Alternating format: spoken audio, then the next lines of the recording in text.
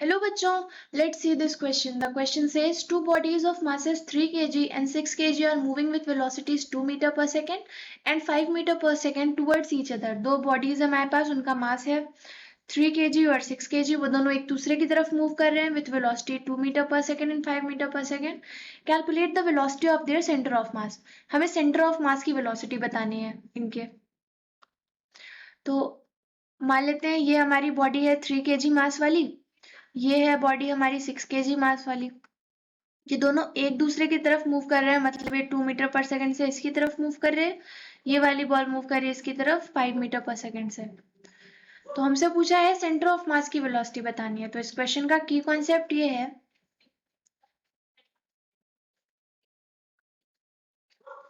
Velocity of centre of mass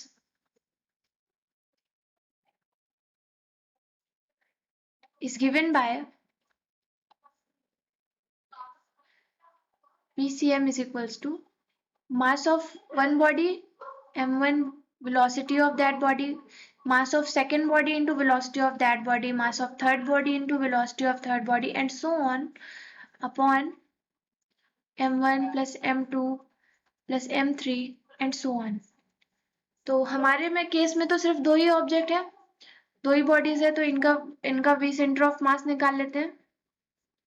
so VCM will be, first body का मास है 3 kg और इसकी वेलोसिटी है 2 मीटर पर सेकेंड, प्लस सेकेंड बॉडी का मास है 6 kg और इसकी वेलोसिटी है 5 मीटर पर सेकेंड, लेकिन अपोजिट डायरेक्शन में. तो इसके आगे माइनस लगाएंगे अपॉन 3 प्लस 6. तो इसको सॉल्व करेंगे, आएगा 6 माइनस 5 6 जा 30 अपॉन 9.